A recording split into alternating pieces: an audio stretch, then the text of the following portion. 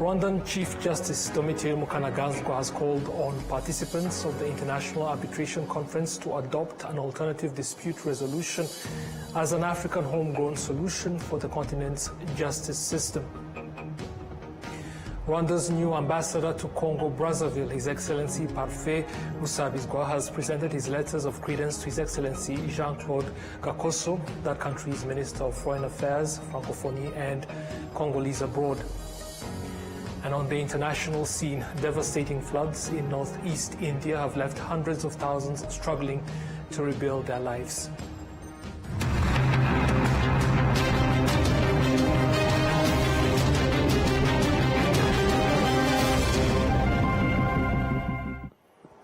Now, straight to the details. Thank you again for taking the time to join us. Chief Justice Domitille Mukanagazwa has called on participants of the International Arbitration Conference that took place today here in Kigali to adopt an alternative dispute resolution as an African homegrown solution for the justice system of the continent. Enola Gladys Benimana reports. The International Conference provided an important platform for justice sector professionals in Rwanda to showcase how the country's ADR initiatives have significantly contributed to strengthening the pillars of justice. However, despite progress made by some African countries in adopting ADR, challenges remain in other countries that still perceive external mechanisms as the only viable solutions to resolving disputes, an issue raised by the Minister of Justice and Attorney General of Rwanda, Dr. Emmanuel Ugirashebuja. In 2008, Rwanda signed international agreements governing arbitration laws as a foundation for citizen-friendly justice and to boost investor confidence. Just 4 years later, the government of Rwanda established the Kigali International Arbitration Center, which has now been in operation for 13 years and mainly handles commercial disputes. The Secretary General of KIAC, Victor Mugabe, explained that the center demonstrates how Africa can seek and implement its own solutions to its challenges. This international conference follows a recent gathering that brought together Rwanda's justice institutions and the private sector, with a strong focus on resolving business disputes outside of the courtroom. Margaret Kinnear, a member of the board of the International Commercial Arbitration Association, highlighted that when arbitration is agreed upon by conflicting parties, it yields better results than prolonged court litigation. One of the big ones, of course, is that it is usually more efficient in terms of time, and the longer a case takes, the more costly it becomes, so that's an important factor. One of the other things that's important is the ability to have confidentiality. Often businesses don't want to have their disputes aired publicly, and if they are able to be in a confidential forum, they're probably more able to resolve it. It is also much less formal in terms of procedure, and that's advantageous as well. So those are traditionally some of the advantages, and we are seeing a real growth in arbitration, especially for commercial matters, but also some others. The Chief Justice, Honorable Domitille Mukanagazwa, emphasized that in building a strong justice system, Rwanda supported the development of arbitration as a homegrown solution to challenges affecting access to justice. She reiterated that Africa has everything it needs to implement arbitration as a means of building justice system not reliant on foreign models. Rwanda has made deliberate efforts to embed arbitration in our justice system. Our judiciary supports arbitration not as an alternative to justice, but as an appropriate component of it. The Kigali International Arbitration Center is a testament of this commitment. We have created an enabling environment where arbitration agreements and arbitral awards are respected and enforced. As our economies diversify, investment flows increase, and cross-border commerce expands, the need for trusted, localized, and efficient dispute resolution mechanism becomes even more urgent. Arbitration is not only a legal tool, but also an enabler of economic growth, investor confidence, and regional integration. At its core, arbitration is about fairness, expertise, impartiality, and a party-led dispute resolution process. Yet, it is no secret that arbitration seated in Africa or administered by African institutions still faces a perception gap. There is still a bias that arbitration in Africa is somehow less credible or less competent than that conducted elsewhere. Rwanda ranks third in Africa for having the most secure and efficient arbitration institutions. This international conference brought together over 300 participants from 38 countries around the world. Enra Gladys, reporting for Radio Rwanda. Now, Rwanda's new ambassador to Congo-Brazzaville, His Excellency Parfait Busabizwa, has presented his letters of credence to His Excellency Jean-Claude Gakoso, that country's Minister of Foreign Affairs, Francophonie and Congolese abroad. Parfait Busabizwa was appointed as Rwanda's ambassador to the Republic of Congo on the 20th of December 2024 by His Excellency President Paul Kagame. His appointment was subsequently approved by the Rwandan Senate during a plenary session held on the 27th of that month of December 2024. Prior to his diplomatic role, Busabizwa served as the permanent secretary in the Ministry of Youth and held positions such as the vice mayor in charge of economic development for the city of Kigali. Now, Rwanda has joined the rest of the globe in marking World Environment Day, a day dedicated to raising awareness and inspiring action to protect our planet. This year's global theme, Beat Plastic Pollution, resonates strongly with Rwanda's long-standing commitment to sustainability and green growth. William Evans Mutabazi with more on that. Hailed as pioneer in environment policy, Rwanda was among the first countries in the world to ban single-use plastics. The government has since intensified efforts to enforce this ban while supporting businesses and citizens in shifting to eco-friendly alternatives. According to the Ministry of Environment, this is what the 20-year journey has been like. Since banning plastic bags in 2008 and later expanding this ban to single-use plastics in 2019, we've earned recognition for our leadership, with Kigali held as one of Africa's cleanest cities. Banning plastic bags not only improved cleanliness, but also opened the doors for investment and job creation, with 14 industries now active in plastic recycling and the production of alternative packaging made from cloth, banana leaves and papyrus. Dr. Valentine Wamaria, Minister of Environment, also called upon Rwandans to say no to environmental polluting packaging. I therefore call on all Rwandans to play their part, starting with their everyday actions that make a real difference.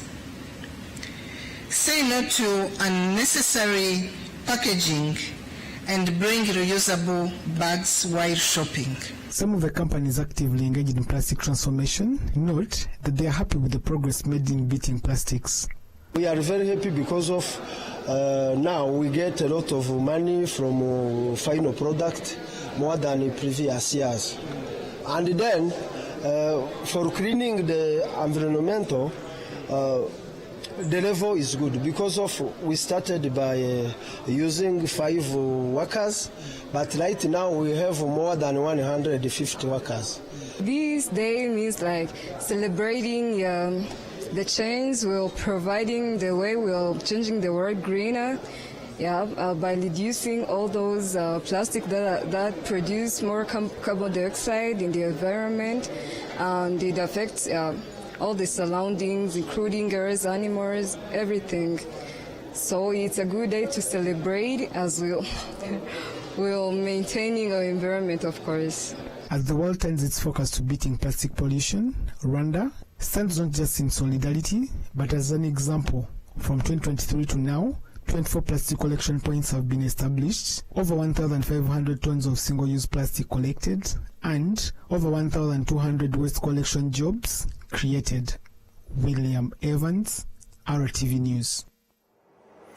As the world marks World Environment Day, the government of Rwanda has reaffirmed its commitment to supporting projects that promote a green economy, fostering economic development without harming the environment. Authorities note that this approach is already benefiting the country through job creation and environmental protection. William Evans Mutawazi continues. In Masoro, Kigali's industrial zone, a new factory has been assembling electric motorcycles locally for the past few months. So far, the factory has created more than 300 jobs, with 50% of the workforce being women.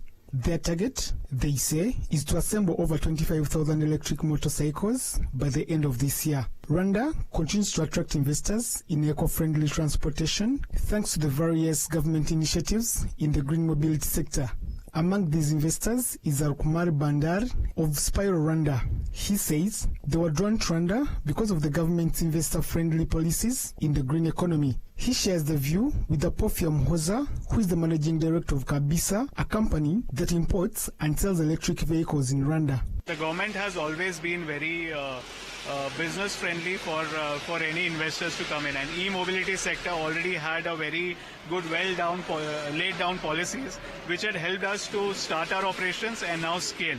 Our prime idea was to how we can have this electric transformation, which is very well supported by the government, where they have taken the landmark decision of banning the fuel bike registration from start of this year. So what we are trying to do is we are ensuring that we are getting products which are good in performance, which are affordable, and at the same time they are available. So if you see, this is the reason why what we have done is we are trying to bring in more bikes over here. And this setup which you're seeing around is to make sure that these bikes are assembled over here.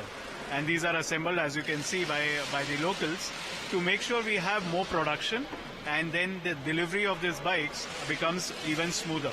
Our main target is that we provide, we make sure that everyone who would like to transition from ICE cars to EV, we walk the journey together and we make sure that it's a smooth transition for you. Janvier Twagirimana, an official from the Ministry of Infrastructure responsible for green and inclusive mobility, noted that the government's priority is to continue facilitating investments in eco-friendly sectors, recognizing their long-term value to Rwanda's economy and environment. Green transport is among what the ministry is focusing on.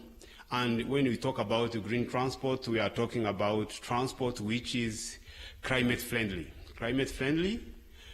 which do not deteriorate does not deteriorate the environment. In the same regards, because we are much aware of how transport can be a very big contributor of emission, we encourage people to buy electric vehicles so that not only they become environmental friendly, but also reduce on their expenses.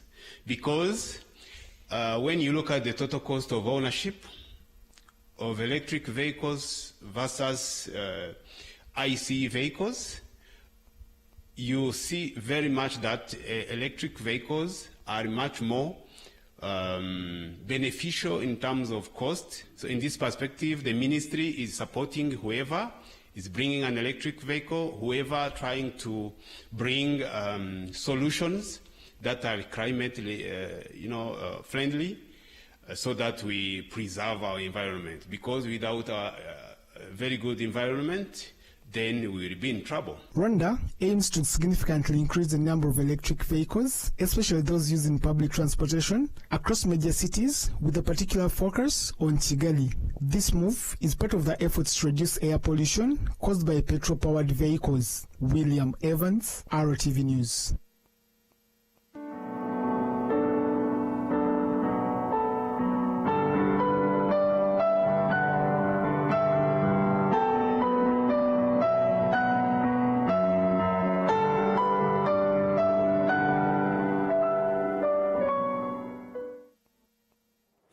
In the city of Vata in Finland, a memorial of the 1994 genocide against the Tutsi has been inaugurated, making it the first such memorial to be established in the Nordic countries.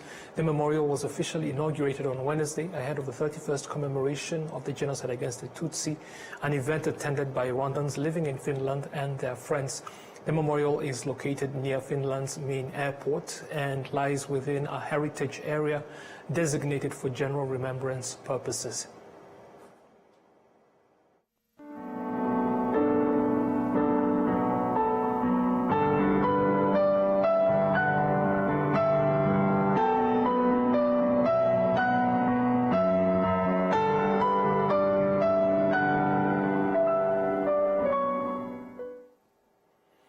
A competition to fight against violence in schools was concluded in Bugesera district on Wednesday. It was organized by the Young Women Christian Association in collaboration with Never Again Rwanda and the Swiss Agency for Development and Cooperation. The competitions featured creative performances such as songs encouraging youth to avoid and resist violence, poetry, spoken word, and illustrated stories. Lydia Mitari, the coordinator of the project to fight school-based violence under the Young Women Christian Association, explained the purpose and goals of the initiative. This Fight Against GBV project is a project that is being implemented by the YWCA in partnership with the Never Again, of course funded by the ACTC. And then this project is its aim is to fight against school-related gender-based violence. And the reason why we chose the Bugesera district and the Kicukiro Bugesera district, of course, has been highlighted in various reports, basing on the reports from the Ministry of Health, Ministry of Education. It has been highlighted that the Bugesera district has been among the districts that has been seen gender-based violence, but also the high rate of teenage pregnancy. So we also marked that as also another thing that we can contribute to calm down or to combat the gender-based violence. But also we had also done our own assessment. And during that assessment, we have seen that there's still a lot. There's still school-related gender violence, not necessarily in schools, but also can be from the community, also around the school communities, also on their students on their way going home, on their way home from school home. They can also encounter all issues related to gender and gender-based violence. So we have choosing that, basing on that of the assessment, showing that there's still school-related gender-based violence, but also to ensure that the various reports have been reporting on teenage pregnancies and also highlighting Bugesera to be among that, to make sure that those issues are addressed. The Anti-Violence School project, which organized the competition, is being implemented in over 12 secondary schools and at Inilak University in the districts of Chichichiro and Bugesera. Now, members of the Rwanda Internet Governance Forum have observed that while Rwanda continues to make great strides in internet development, there is still a need to change the mindset of beneficiaries so that the internet can truly help the country achieve its set goals. Rwanda's progress in internet-based technology is evident in how even students are now able to develop apps to solve various challenges in society. However, access to knowledge and information for everyone remains a challenge. The CEO of the Rwanda ICT Chamber, Alex Nare, has noted that one of the ways they are addressing this issue is by promoting the use of the Kinyarwanda language online. We really would want to advocate. Actually, one of the key elements of this year's theme, Building Digital Governance Together, is media. Okay, and media and content. And from the speeches we had today from the UN resident representative, coordinator, one of the things he highlighted is ensuring that we have policies that protect and promote local content, so that even local content creators from the media and media houses and different creative in the creative industry are able to leverage the internet, are able to leverage these platforms for their professional development, but also for their economic progress and economic, socio-economic growth. So we appeal to the media houses that are here today to extend this message out so that even awakening, creating awareness among citizens so that they begin to understand when they consume local content, when they consume internet and services that are provided on the internet, it's not just an expenditure. It's not just them spending and so it is looked at as a cost, but rather it is an investment that has a return on investment. The UN resident coordinator in Rwanda, Ozonia Ogielo, has emphasized that bringing internet services closer to citizens and using technology to promote such initiatives is particularly important for African countries. Rwanda has done a fantastic job in terms of the infrastructure, fiber optic cables laid across the country, internet availability. The next frontier is not just about access but also affordability, that people are able to use them and afford to do so. But Rwanda stands ahead of many countries in Africa, so there's a lot we want to celebrate about the progress that Rwanda has made. The second point is that it's not just about Rwanda, it's a global issue. And because it's a global issue, it's framed in the meeting that heads of state around the world had in September last year called the Summit of the Future. And they adopted what we call a Pact for the Future. That pact has many dimensions on sustainable development, on peace and security around the world, but also on a global digital compact. We're talking for digital inclusion and digital equity. If Africa is not at the table, Africa might end up on the menu, because it means that the rest of the world are benefiting from the possibilities of the internet, including artificial intelligence, and Africa is way back. Do you know that today, if you go to any of the AI tools and ask them to read something for you and say read it in an African language, with an African accent, there's none that has an African accent. There are none that will show you the face of an African. So already that digital appetite is beginning.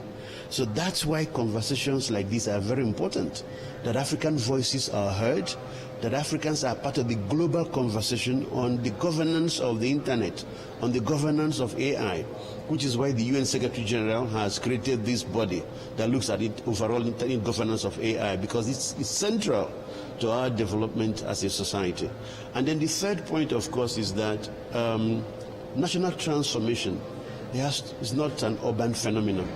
It has to be an inclusive phenomenon across the country. So our new frontier is how do we ensure that people in the rural communities can benefit from us on their phone, can know the price of commodities, can know where they can sell them, can use them. Money transfer is largely available now. It's about using digitalization, using technology, using ICT for national transformation in ways that include everybody in the country, so that as Africa we can continue to develop and to transform. On Thursday, members of the Rwanda Internet Governance Forum met in their annual conference to assess areas that still need more attention in order to achieve their goals. The event will be followed by a regional forum for East Africa in the coming days.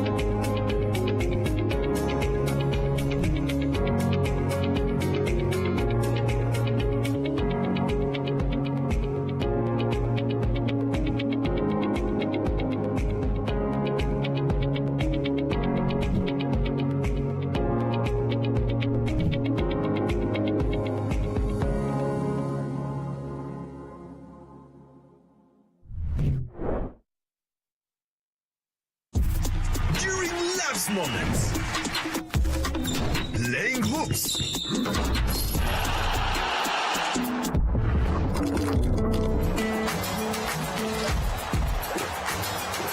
Giving away.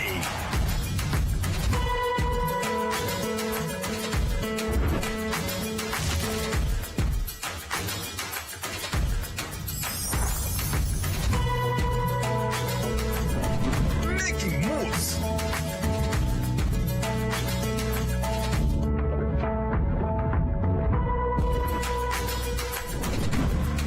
breakfast with family, Inyanje is always there. Whatever the occasion, whatever the moment, always ask for Inyanje. Nyiri muto arababwiraga data bati ntabwo agira umukamo mwinshi utunze inka imwe, ariko nigeze acika intege. Mama akinjira mu bucuruzi hari abamubwiraga bati ntabwo watera imbere udakorera mu iduka rigezweho, ariko ntibyamusubije inyuma, yakoranaga umwete. Njya muri kaminuza hari abanshidikanyagaho bavuga ko ntashobora kaminuza naturuka mu muryango wifashije, ariko byaragiye nanditse amateka mashya. Igihe cyo gutera ishema umuryango wanjye kigeze, bamwe bakomeje kumbwira bati ntabwo watera umuryango wawe ibyishimo n'ishema, ariko narabishoboye. Hari abakekaga ko nasigira umurage ukomeye abankomokaho, ariko ubu mfite uruganda rutunganya amata. Banki ya Kigali yabaye umufatanyabikorwa wanjye mu rugendo rwose, inzozi zanjye ziba impamo. Bigereho.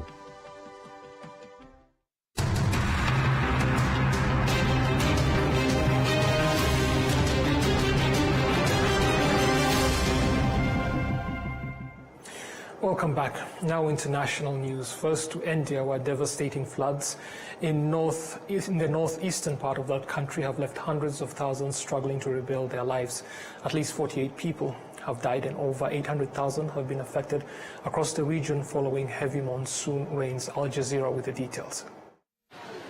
The situation across India's northeastern states remains desperate. 800,000 people have been affected across the region. Dozens of people have lost their lives in flooding and landslides. Sapam and her family had to leave their home in Impal East with just a few precious possessions and vital documents. Their house is still waterlogged. When the flood struck last year, they were homeless for 3 months. 12 months on, they still haven't received any compensation. We weren't able to carry the heavy stuff, beds, wardrobes or our animals. We had to leave it all and just take a few important items. Last year, in the same month, was when the flood hit, and now we're facing it all again. From the government, what we want is support for all the losses that we've suffered because of the flood. We've lost our animals, and our belongings and houses have been damaged. Many of the tens of thousands in the relief camps say they're hoping to go home as soon as the waters recede.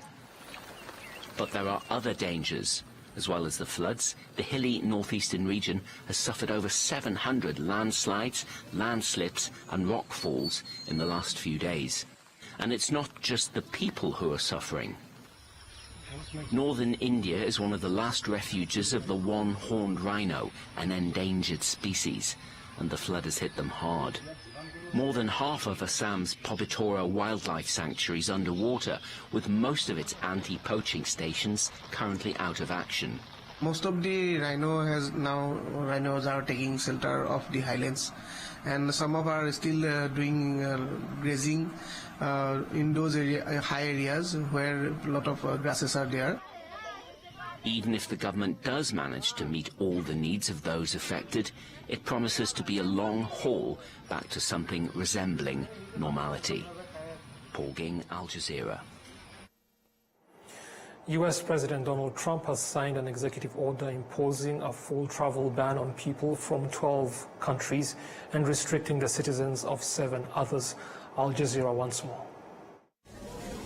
Visitors from 12 countries will no longer be welcome in the United States. U.S. President Donald Trump says his new travel ban is essential to protect national security. We will not allow people to enter our country who wish to do us harm, and nothing will stop us from keeping America safe. Total bans affect Afghanistan, Myanmar, Chad, the Republic of Congo, Equatorial Guinea, Eritrea, Haiti, Iran, Libya, Somalia, Sudan and Yemen. While Burundi, Cuba, Laos, Sierra Leone, Togo, Turkmenistan and Venezuela face partial restrictions. In truth, being in the US is a great risk for anyone, not just for Venezuelans. If you are a fool, then go to the United States. President Trump has framed the move as a response to an attack in Boulder, Colorado last week. An Egyptian man injured 12 people when he threw firebombs at a rally held in solidarity with the Israeli captives held in Gaza. Egypt, however, is not on the travel ban list. On the streets of New York, one of America's most diverse cities, many were critical of the travel ban. He's a renowned racist, and he's trying to make America white again, not make America great again. I think it's terrible because it fails to understand that people are important and that they're equal. Refugees are welcome here. President Trump imposed a similar ban during his first term, sparking widespread protests.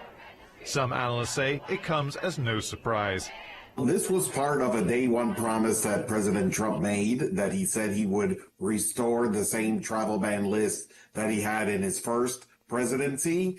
And this list actually, I think, sticks toward what is actually said in the proclamation. So I do think in that sense, it is difficult to criticize the order for not being for the reason it says that it's being written for.